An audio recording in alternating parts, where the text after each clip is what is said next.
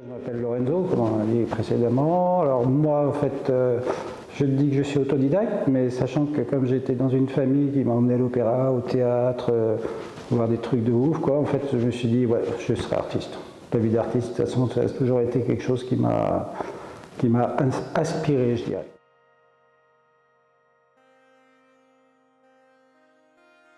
Mais pour le coup, je peux quand même citer Robert Filou parce que j'adore cette citation, c'est l'art, c'est ce qui rend la vie plus intéressante que l'art.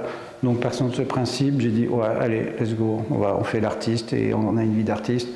Et puis pour le coup, étant autodidacte, je me suis aperçu qu'en fait, par rapport à mes amis qui faisaient les beaux-arts en même temps que moi, qui apprenaient par d'autres chemins, que les médiums c'est intéressant, mais on pouvait tout faire, donc je fais de l'art total. Et puis pour le coup, quand je ne sais pas faire, je collabore. J'ai commencé au mois de juin. Alors pour le coup, là j'ai fabriqué mon bolide Z4, donc la météorite qui se promène sur mon dos. Et depuis au mois de juin, j'ai commencé à produire des photos où le paysage prend plus d'importance. Là, on a un paysage qui commence à apparaître.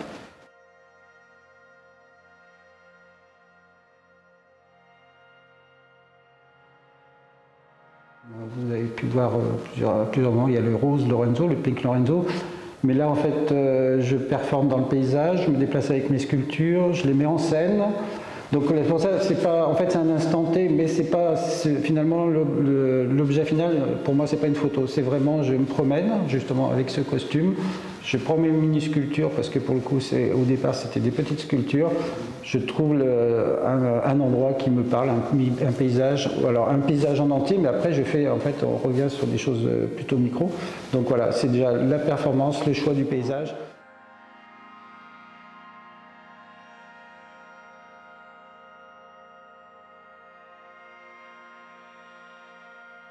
Alors évidemment, après, de fil en aiguille, je tombe sur Yves Klein avec son Ica Blue. Et puis, en fait, il commence avec le rose aussi. Et il a abandonné le rose pour arriver au bleu. Et je me suis dit, là, pour le coup, il y a l'histoire de l'art. Je me resitue dans un champ empirique. Et je trouve ma signature. Parce que je n'ai jamais signé, en fait, ni une peinture, ni une photo. Je trouve que finalement, la signature, elle est là par le Pink Lorenzo.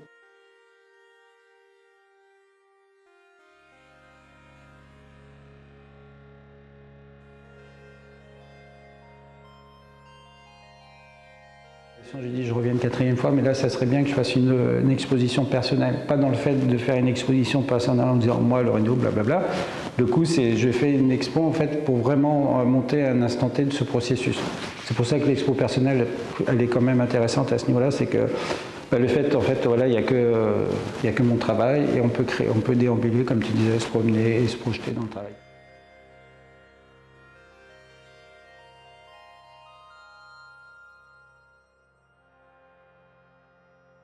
À La Réunion, il y a une puissance verte.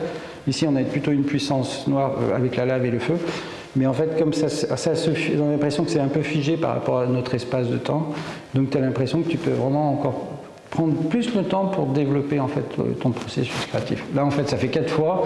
La Réunion, j'y suis allé 2 fois. J'ai pas fait le tour, mais j'ai l'impression que ça s'est écrit, l'histoire s'est écrite. Et là, j'ai l'impression que je pourrais peut-être y venir encore, je sais pas combien de fois, quoi. Il y a vraiment, il y a un espace-temps. Ici, je ne sais pas comment on ressent, on peut poser ses affaires, ses valises, là pour le coup, ses inspirations, et puis voilà, c'est parti.